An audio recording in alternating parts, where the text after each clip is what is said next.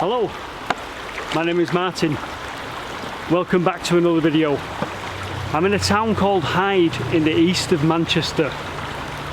And this is the Wilson Brook. I know I'd never heard of it either. But upstream up there, where you can't see behind the camera, the Wilson Brook goes into a little tunnel and it goes underneath the canal and underneath the motorway. And where it does that, it's quite interesting. So join me on another little waterway journey where we investigate an underground culvert. So here we go with the maps for the people who like to know where we are.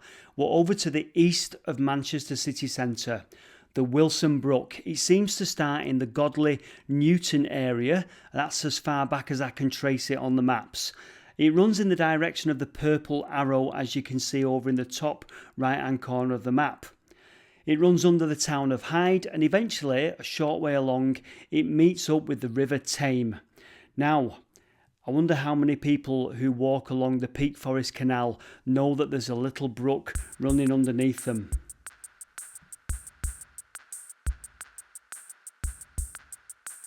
Now, this was a very difficult place audio-wise to film in, but that is the nature of the beast. You'll see why it was noisy as you watch the video. The noise starts almost straight away. It's just the roar of water. So anyone listening on headphones, or if you're listening on the big TV in the living room and there's people in the room asleep or something like that, you may have to have your finger on the volume button because the noise levels are going to go up and down. I have lowered them, and I do try and put some titles in where I'm talking. A lot of the time you can't hear me talking. I've had to rely on sort of my own subtitles and voiceover, but just be aware the nature of this beast is that it's a bloody noisy place, so I do apologise in advance.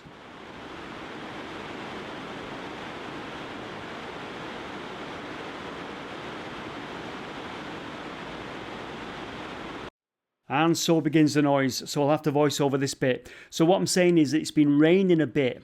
Not a great deal, but it has been raining a bit, and it sounds absolutely wild in there. There's just an absolute roar of water. It's also pitch black in there, so we'll get the lights on, we'll walk in and we'll take a look. You can see I'm quite excited. We found some sticks that came in really handy in the end. James was more like a staff, mine was a bit of a stick, but I'm so glad we had these sticks. Let's take a look inside here.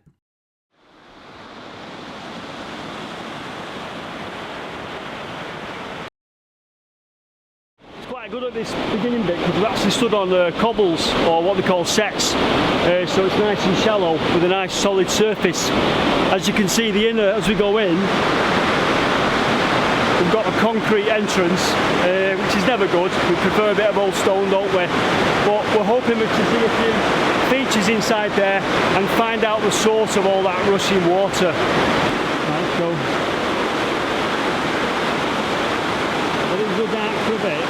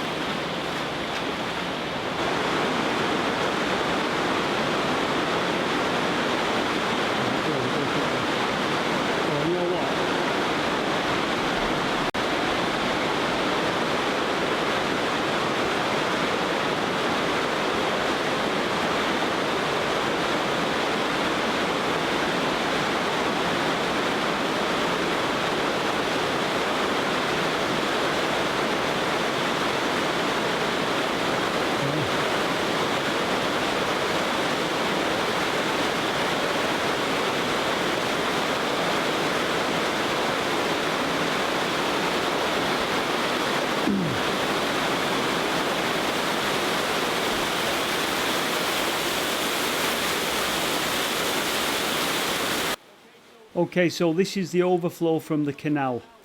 I'll show you what's above there in a moment.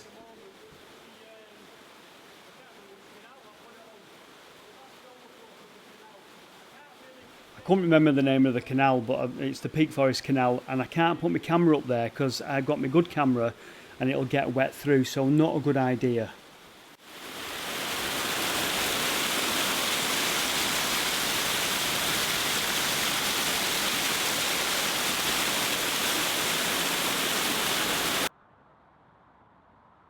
So like I say, this is the Peak Forest Canal. You'll see the overflow there for it, and it's running down into that grill. Now if we take a walk to that grill, I'm going to stick my camera through the holes in the grill, and you can see the source of the ladder, the top of the ladder, and the water is running down that little circle there and into our little culvert down below.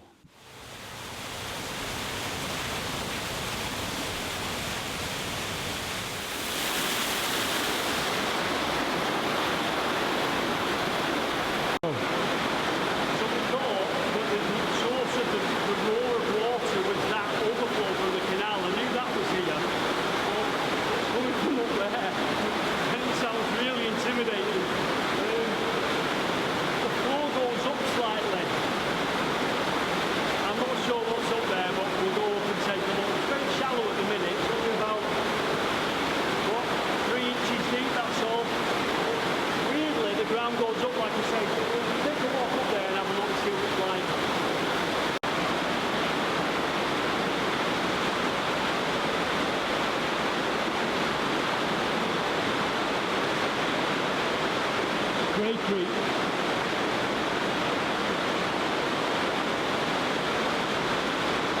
What's that? It's getting deeper now.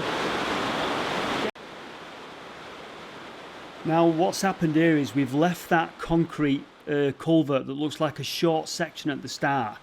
We're now in the old tunnel, but it's spray-created. So we've got the spray-crete on the walls. I imagine this is brick or stone on the walls. Spray-crete is concrete sprayed on to stabilise it. We've now got a natural riverbed that we're walking on, and believe me, this was difficult to navigate, very difficult to navigate, and we're walking in quite a gush. It looks easier from home, it always does, but this was an absolute swine to walk along.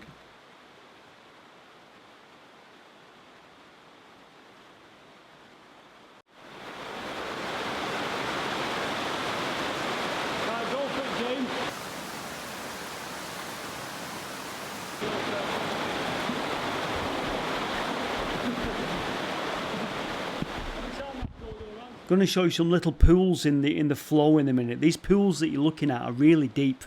I didn't film myself putting my stick in, but my stick disappeared into them. They were like 3-4 foot deep, and you don't want to be falling into that in this place, because you don't want to be twisting an ankle or, you know, hurting yourself. So they were absolute treacherous, to be honest with you. Up ahead you can see the source of the noise.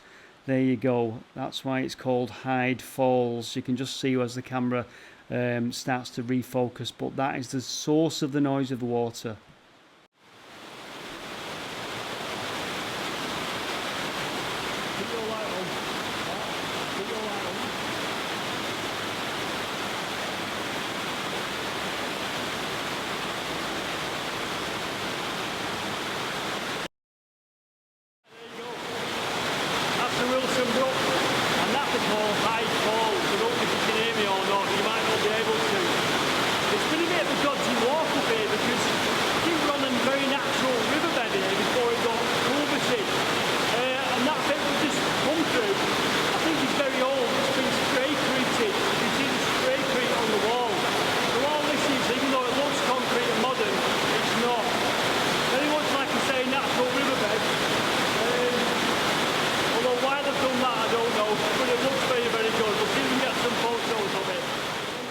So what I've just said is it looks quite modern in here, but it's not. It's been the spray-crete makes it look more modern than it is. You'll see a side outfall there. We'll address that in a moment.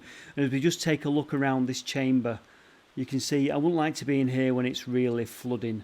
And like I say, it's a bugger to negotiate when you're walking around. That pool is deep, and then you see the natural rock formations in here, and then up on the roof up there. You can just see it now. There's another little infall there from something up above. I'll get you a close-up shot of that. I'll show you a close-up shot of that now. There you go. Not sure where that goes, but looks like it's covered over now. So I decided to put my lights around, my little coloured lights. You know that I like my lights. I have had mixed reactions to the lights. Some people love them, some people are like, just rather see it the way it is. bear with me, I'm going to do a couple of photographs. I won't dwell on this bit, but let's just see it as a phase I'm going through with my coloured lights. But I do think these places lend themselves to this sort of thing. So I'll take a couple of pictures and then that side outfall, like I say, will address that, and I'll tell you what that's all about and give you a little bit more background to this chamber.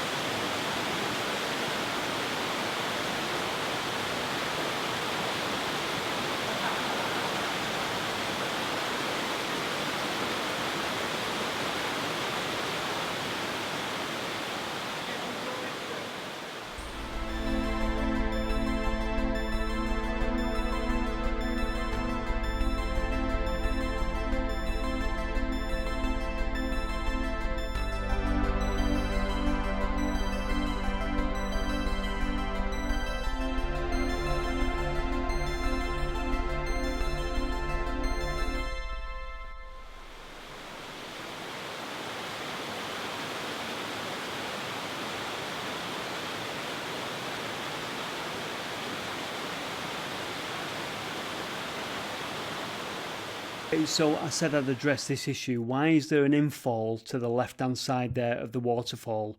And there are times that that forms a second waterfall in here. Right, so I've got some pictures, and I didn't take these pictures. These pictures were given to us or lent to us courtesy of Roy, who's a good friend of mine, and he's all these places that I go to, he has already trod these paths already, and he's very knowledgeable. If we look further upstream, just upstream from the waterfall, above the waterfall, the Wilson Brook splits. You'll see here from this wonderful picture how it splits. Now, the tunnel on the far right lead to that second waterfall in our chamber. Obviously the main tunnel heads to the main waterfall, but that tunnel on the right there that's beautifully lit goes to this second waterfall on the left hand side, and that's what it is. It must be some kind of flood management thing. These Edwardians, Victorians that built these culverts were very knowledgeable. They knew what they were doing, and somehow, for some reason, they've split the brook and sent it to the side here as well. So that's what it is. The side infall brings in the Wilson Brook again.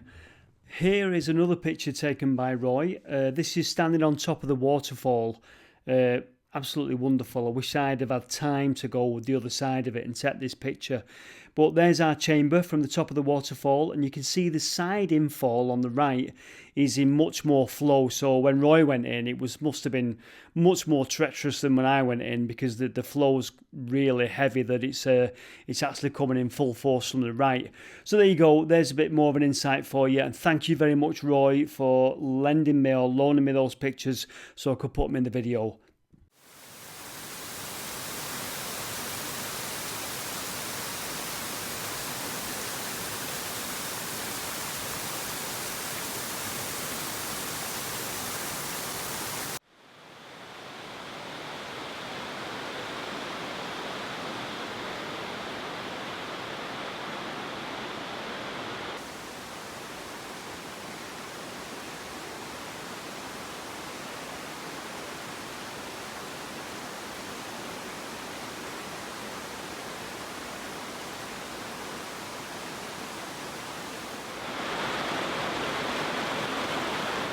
On the way out here, we were so dependent or reliant on holding onto the wall for stability.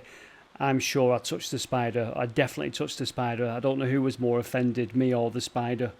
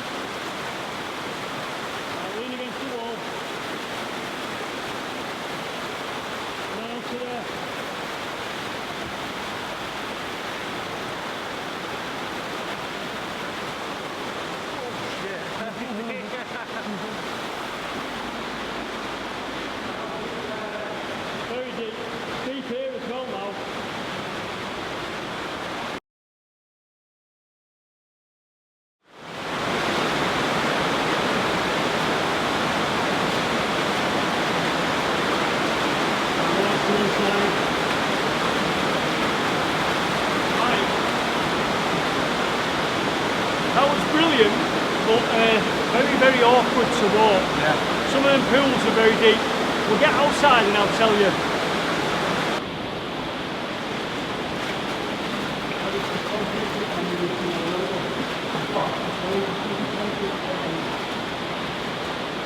Sometimes you've got to set the video camera up in the middle of the water to get the shot, haven't you, James? Yeah. Right, we're outside. It's actually quite beautiful here. Nice little glade, isn't it? Massively loud. Couldn't hear ourselves think. No. Trying to set up the lights. Couldn't hear or see a thing. I like the coloured lights, you know, so I had to do a bit of photography. But it was interesting. We actually brought a ladder with us to put up against the waterfall and go up, but I think the waterfall was too high. I don't think that ladder would have done it. That current was pretty. And the current was a bit heavy, and it was a natural riverbed. That's the thing I didn't expect, because when you go in there, it's concrete, and then it quickly turns into a natural riverbed, so you're sort of going over rocks and everything. So I don't think it would have been a good idea to put the ladder on the rock. We wouldn't have got a good footing, and it was just everywhere you were walking, you just proper struggling all the time. Some of them pools were really deep. They were like coming up to there, weren't they? Up to there. Yeah, well, yeah, up to there on me. And it's that thing of being in the dark and in deep water. It gets a bit intimidating. I don't think it would have been, you know, anything like that, but you just had to be careful. You just got to be careful in there, because you never know what's underneath you. That's why we found them sticks. We found them sticks on the way in, and they were an absolute godsend, weren't they? Yeah. So we're going to go through the little glade now. We've spotted a really easy way out, but we've left the ladder and the boots down here in the glade. So we're going to have to go that way and then back out the way we came.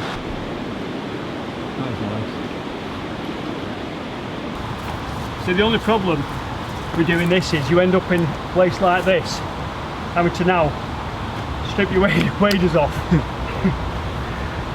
Oh, my bag. You've got that much gear with you. And as per usual, guess who forgot to record an outro? Yes, it was me. Anyway, thank you, James, for coming along. Thank you, Roy, for the photographs. They were brilliant. And thank you very much to Dean for the atmospheric music. Me and James are going to the pub now. Thanks very much for watching. Take care, everyone. See you next time.